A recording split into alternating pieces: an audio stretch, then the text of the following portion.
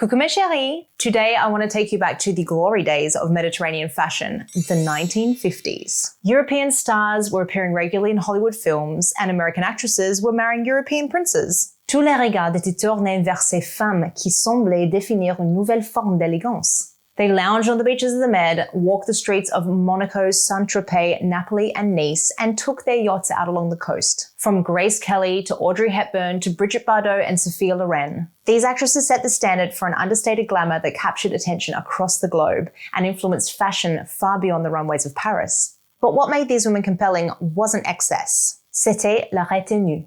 The chicest of actresses in the 1950s weren't covered in embellishments. They wore simple silhouettes, clean lines, neutral colors, and yet they felt unforgettable. So today I want to show you how to put together a European chic outfit inspired by the vintage icons of 1950s cinema, and how to translate that understated glamour into something practical and wearable now.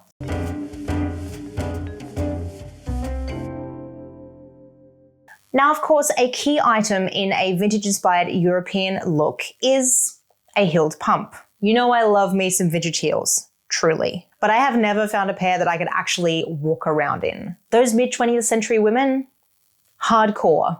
If I'm going to a restaurant or a bar or a seated event, I will pull out my favorite vintage heels and let them have their moment in the spotlight. But when I want to dress vintage and I want to still be able to stand, walk, and run errands, I reach for shoes like today's sponsor, COSY ISLAND. COSY ISLAND shoes are beautiful and they have stable flared heels for steady steps, slip-resistant, soft, flexible soles that move with your foot, and built-in cushioned insoles so your feet don't protest after hours of walking. I picked these beautiful slingbacks in a soft airweave fabric made from recycled bottles. These instantly remind me of slingback pumps I've seen pictures of Grace Kelly wearing with suits. And these black pumps with a trapezoid heel, they are stretchy, so wide foot friendly, and have a latex insole that's antibacterial, breathable, and odor resistant. And they are giving total Audrey Hepburn vibes. I love that I can wear these all day without carrying flats or sneakers. They are perfect for strolling the Promenade des Anglais, wandering around the old towns, or even popping into an antique store. All while staying glamorously vintage, of course. And you know I love a brand that uses recycled materials to make their products. If you want to grab your own pair of COSY ISLAND shoes, I have linked the styles that I wore today in the description box down below, but they do also have many other vintage-friendly styles that come in a myriad of colors. Commençons par Grace Kelly et le tailleur-jupe.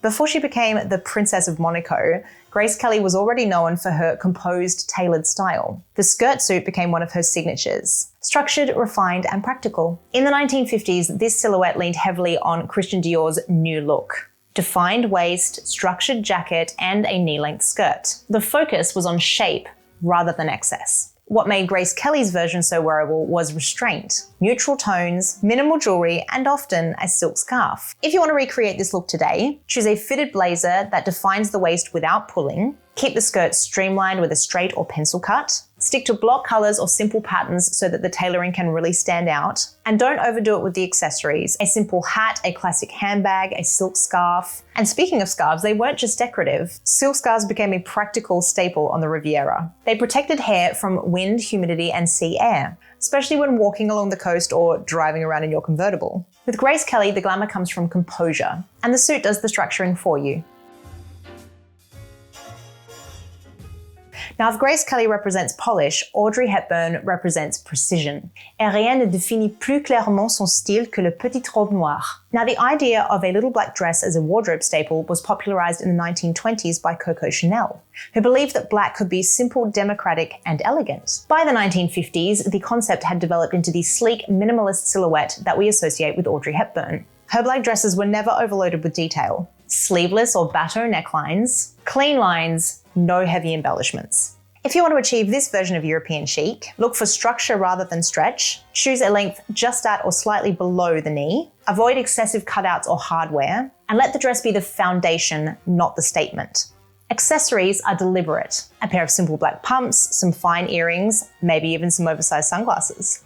Now, one of the reasons that the little black dress works so well is it removes decision fatigue. It's adaptable. Day or evening, flats or heels, the little black dress has got you. Now with Sophia Loren, we see a different expression of glamour. Plus sensuelle, mais toujours maîtrisée.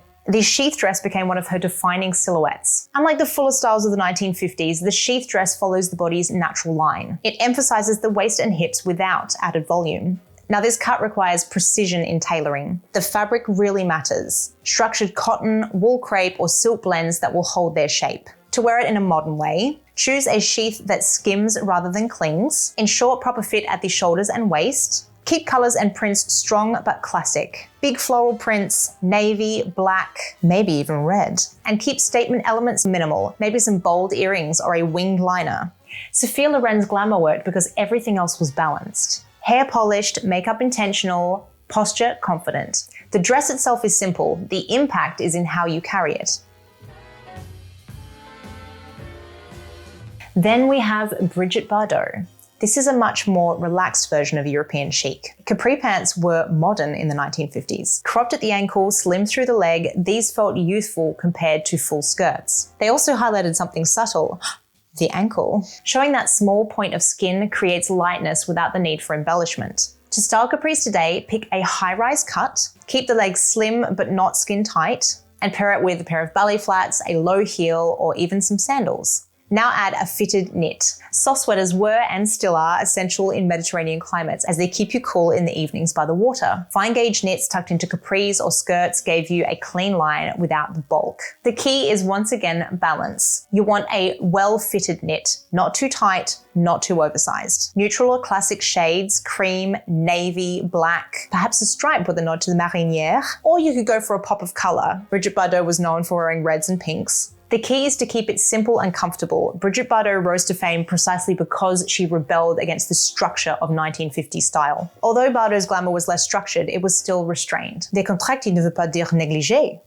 Now, when you look at these women side by side, a pattern appears. Understated glamour, poise, versatile neutrals, and one focal point. European chic in the 1950s was not about constant change. It relied on strong foundational pieces. A tailored skirt suit, a precise little black dress, a well-fitted sheath or capris, and quality knits. Add practical accessories like silk scarves to protect your hair, larger structured bags that allow you to actually carry everything you need for the day, and of course, a pair of heels that you can actually walk in. Le but n'est pas d'avoir l'air vintage, il s'agit d'avoir de l'allure et de la tenue.